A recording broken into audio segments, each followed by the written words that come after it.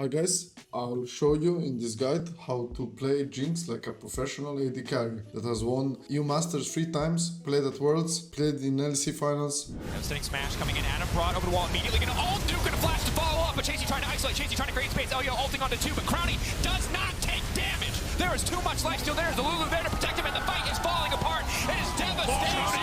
No way. Popping up in the finals. Crownie is everything. Give him another penta. A king, a crown. Medic said it once.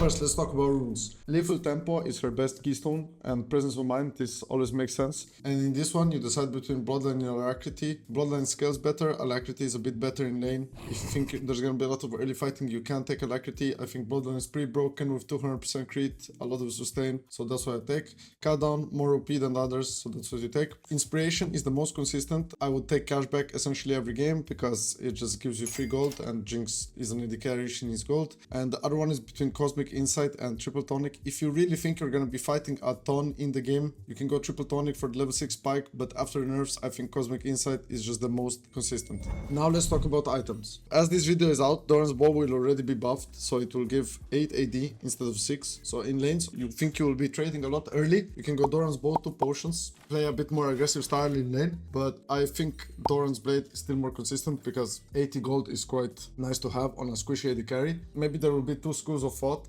When you will play fully for lane, you might just play Doran's bow, 2 pots and a flat HP. I will have much more HP than here, plus 2 potions, plus attack speed, 15% plus 8 AD. So I'll be very strong early game, and maybe even Alacrity in runes. That will be like the maximum feasting early game setup, you know. Then first item, I think you have multiple options, but some are better than others. I will put win rates on the screen so you guys will see for yourself, but I think the 3 options are Hex Optics, Kraken Slayer or Stormrazor. I think the best one is Hex Optics because it's the most consistent because of the cost, but you can go Kraken Slayer if you want to go fight a lot on your first item, but since you don't buy crit, you're gonna fall off later. I don't recommend this playstyle. And the third one is Stormrazor, which I would do only if I get BF Sword base. Otherwise, Hex Optics is just better. Okay, then boots. If you're playing into mostly physical damage champions, you can go Tabis. While this video will be out, Plutonous Greaves will be nerfed, and I think Jinx is a very good user of attack speed because of her passive, so I would just recommend either Berserkers or Tabis. Second, I would go Zeal item, either PD or Runans. I get a million questions every day of PD against Runans, and the way I would decide is, those enemies have 3 or more melees that I will be consistently hitting?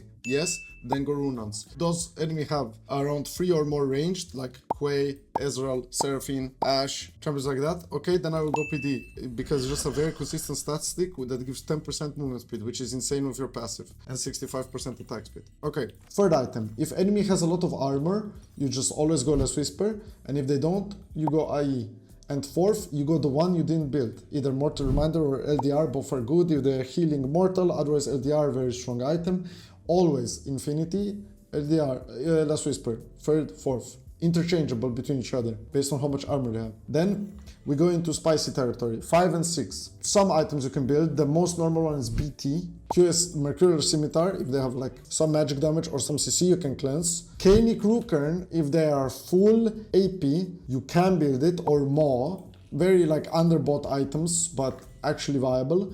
GA for armor if they have like a Nocturne, an Aphiri, a Talon, and they don't have a Caitlyn. Or you can also build Randuins if they have 2 crit champions. Let's say they have a Yone and a Tristana. Randuins has giga value. Insanely underrated, extremely valuable item. Abilities. Jinx passive is the reason she's a hyper carry, the reason she can take over games so much. Essentially, upon getting a kill, she gets a ton of decaying movement speed, and she can overcap on attack speed, and it stacks per each kill and refreshes, so you can just mow down whole teams. Her Q is a partial auto attack reset, meaning if I'm attacking a dummy and I have attack speed from my minigun and I switch my form to my cannon and then attack, the attack speed of the minigun will stay in my cannon for 1 attack. So playing Jinx in lane is a lot about having very fast clicks and decently high APM and knowing how to essentially weave your weapons to get the most out of them. Jinx's weakness is sort of laning phase, as she doesn't have a lot of fighting potential, but she can play a lot around the wave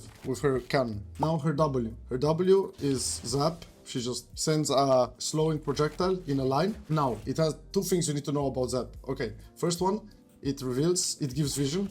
so you should use it to face check bushes. Second thing is the cast time scales on your attack speed. So generally, you should use Zap in your minigun form, as it will be faster and it will result in a smaller DPS loss than using it in cannon, okay?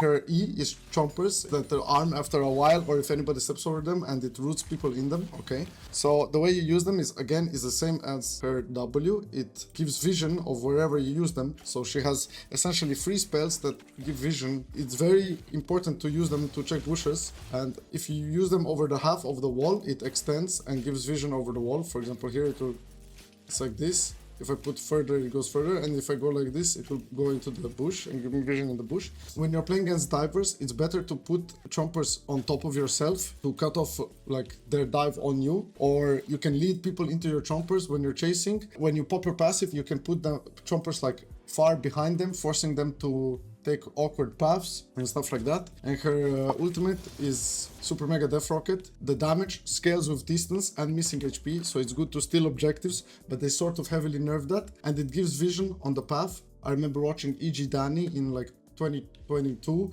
and what he did was, if he was pushing a wave and he was unsure where the enemy was, he would just ult like this and then look at where the missile went and see if he spotted anyone on the path. And there's a neat trick you can know. The maximum range of her W, if you W and then ult, this travel time is enough to make the ultimate have maximum increased damage. So let's say my Annie stuns them, I use W ult, I know from this distance my ultimate will be maximum increased damage-wise. Okay, I hope you guys enjoyed this, and make sure to comment and tell me what you thought of the guide and if you'd like to see more of this, and see you on the next one. Much love.